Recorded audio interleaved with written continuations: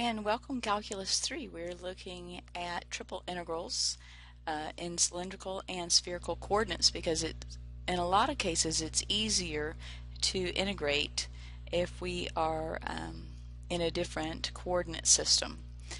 All we're doing when we're looking at cylindrical coordinates is we are extending polar coordinates in a vertical direction, either up or down.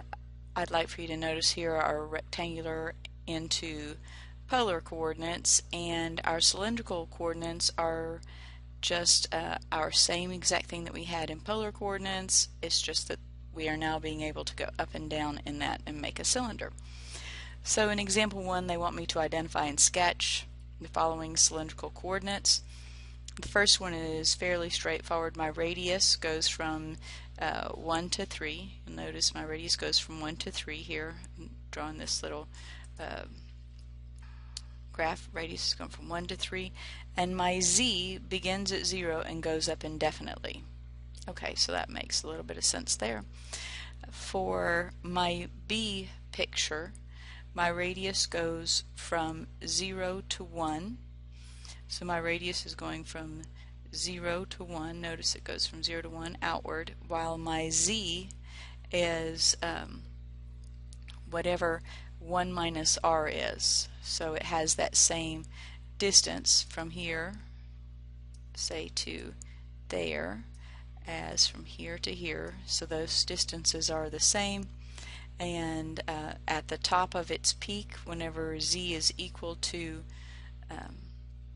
this r, that's when I have a radius of 0, and then down at the bottom I have the radius of r. So if I were to look at this integral here that we have, I definitely do not want to integrate it as it sits. So what I'm going to have to do is I'm going to change to the cylindrical coordinate system, and I will go term by term. Notice that for the z, it's going to be the same thing because z is still the z. Alright, so let's begin by writing some of this down. I said that my limits of integration on my z, notice that I'm going to be integrating dz and then r dr and then d theta. So I'll be placing that r in there as well.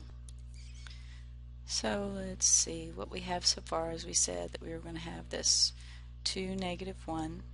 Notice x squared plus y squared is r, so I've got square root of 1 plus, and then that would be r squared. My dz is fine, and then this changes to r dr, and I need to figure out the limits of integration on my r coordinates with y varying between positive square root of 8 to the minus x squared.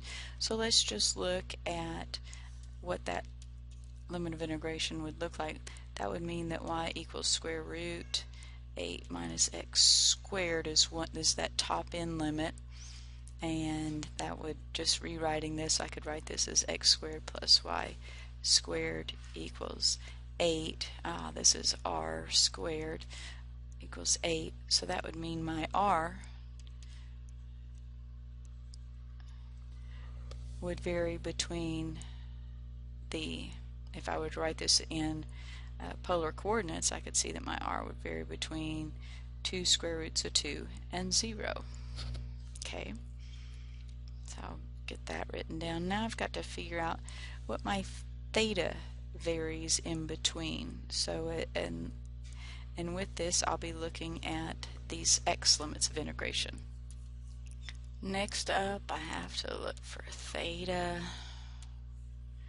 and if I notice that this thing is flat on this xy plane, and I think about how theta would vary if it went all the way up to the top of this y and then down this way, I would note that that would be from pi over 2 to negative pi over 2 on that sweep. And the last thing I have to do on this is integrate, and I'm going to have a u du case first up because I'm going to let u equal 1 plus r squared, and then my du is going to be 2r, so I'll just be varying by a factor of a half, and I'll be good to go on this, so I'll get that done. Rolling on with my integral here, I integrated with respect to z, and then did my limits of integration and just got this back. Then I did my u substitution, integrated that middle integral, going to put in my limits of integration, then I'm going to integrate with, then I'm going to get a constant that I'm just going to integrate with respect to theta, and I'm almost done. Alright, here she is, 26 pi.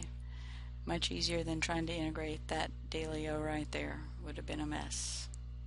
Especially with those limits of integration. Imagine putting those back in there and then integrating with respect to x after that.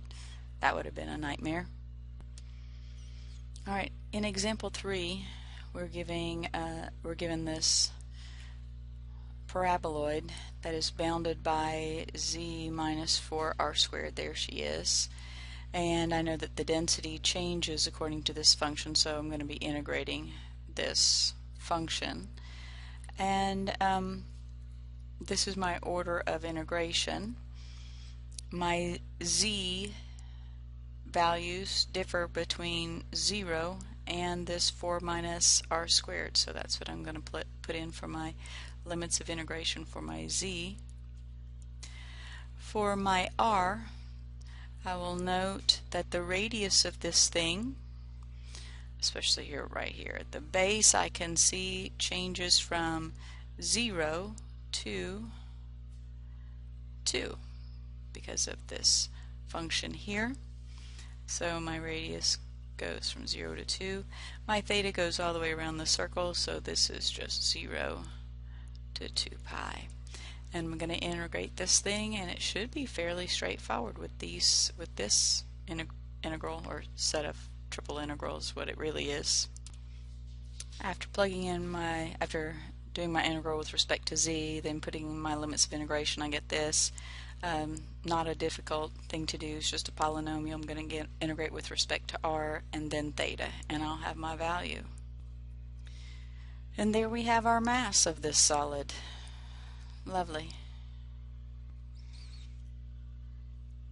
We're to find the volume of this solid, and the easiest thing to do would be to use our cylindrical coordinates.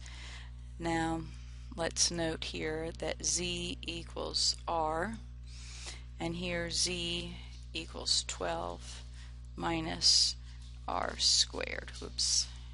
Yeah. Okay. So I need to know in cylindrical coordinates where these two intersect. And where they would intersect would be at 12 minus r squared equal to r.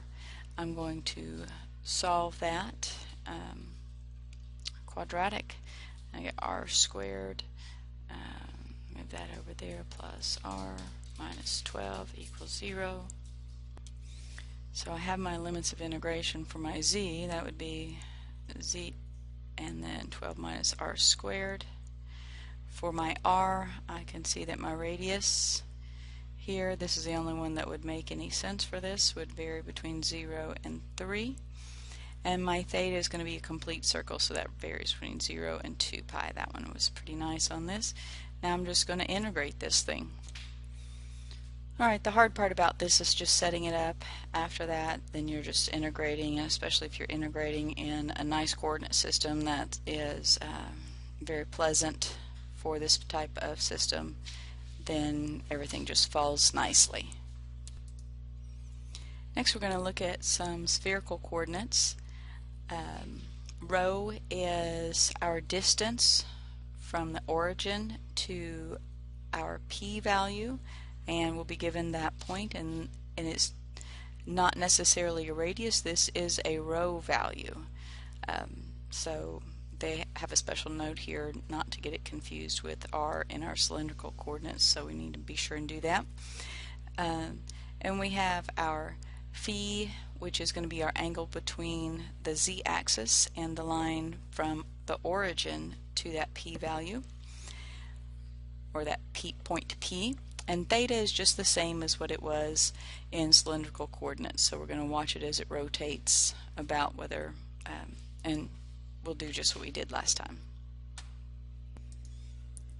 We're given a summary of how to transform between spherical to rectangular coordinates, and here's our summary.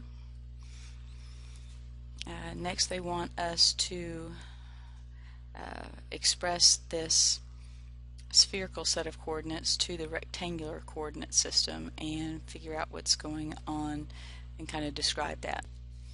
So what we're to do in example 5 is we've got to write this in terms of rectangular coordinates. Notice that I have x squared plus y squared plus z squared equals rho squared. And I know that rho is 2a cosine phi.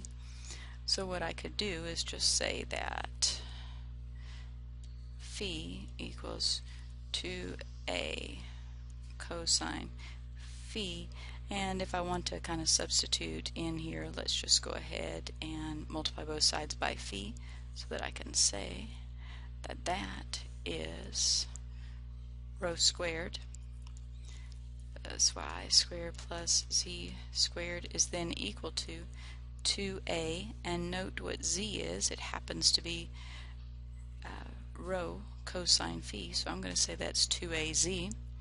Then I'm going to pull this all over to one side and complete the square. And now what we have is a sphere with its center at 0, 0, a, and it has a radius a,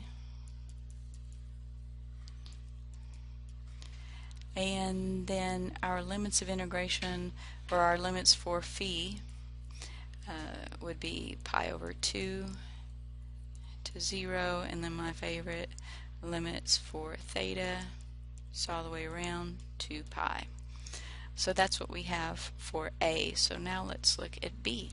Alright, well, we've got this rho is for secant phi, so I don't like it in terms of secant, so let's just move to the other side with that and write that as rho cosine phi equals 4. And once you do that, I can say that this is z.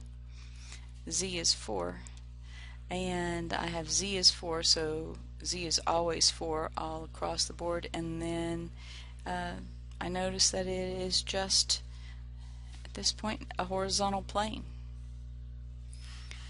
Next up is a table that is a summary of the different shapes that we have in our different coordinate systems, and I included that in your instructor notes for a nice little reference.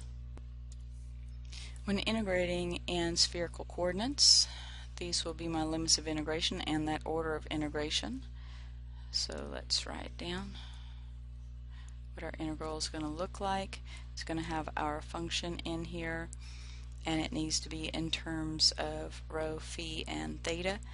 If you'll notice that guy right there, this x squared plus y squared plus z squared, that's just that sweet little rho, and so that would be rho squared.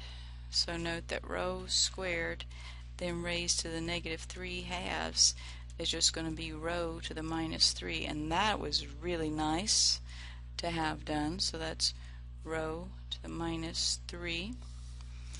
Now then I need to put in the rest of this stuff and then figure out my limits of integration. So times rho squared sine phi d rho d phi d theta. Alright, now I need to look at what my rho varies from, and we have it sitting here. I had this part of a sphere here in what they call the first octant, and rho on this inner to outer sphere varies from 1 to 2, so that would be my limits of integration for my rho. Next comes phi, and my phi once again varies between 0 and pi over 2. And theta in this case, though it's only in that one quadrant, that x to y quadrant, and notice that that varies between 0 and pi over 2 as well. And now I'll perform this integration, which is the easy part. Alright, that was pretty sweet integration. I just have a constant here which I'll pull out front, and then I'll integrate this sine phi with respect to phi, put in my limits of integration, and then I'll have a constant to integrate with respect to theta. Sweet! Okay, there we have it. And let's see, we were just evaluating that triple integral. They didn't really tell me what it was. Oh, volume, there it is, dV. So I was finding the volume of that. Alright, we're about to go into our last one, and that'll be it for this section. I'm to find the volume of this region where rho is going to go from 0 to 4. My limits of integration, I have rho in the inner integral. My phi in this case varies from 0 to pi over 6. And my theta, my favorite one, oops, pi over 6, varies from 0 to 2 pi because it goes all the way around. Now I just integrate and I will have the volume of this solid. Just rolling right along in this integral. I evaluated this rho from 4 to 0, got 64 over 3, and then I integrated the sine phi, and getting ready to integrate with respect to theta. Getting a little messy there just because that cosine integral, when I evaluated those limits of integration, didn't come out too nice, but we can deal with that. It's still not too bad. And then after that we're just going to get this, it's just going to be theta evaluated from 2 pi to 0, so it's just going to be this guy times my 2 theta, so I'm just going to, 2 pi, so that's going to be 64 pi over 3 times 2 minus square root of 3 when I get that simplified. And that's it for 14.5.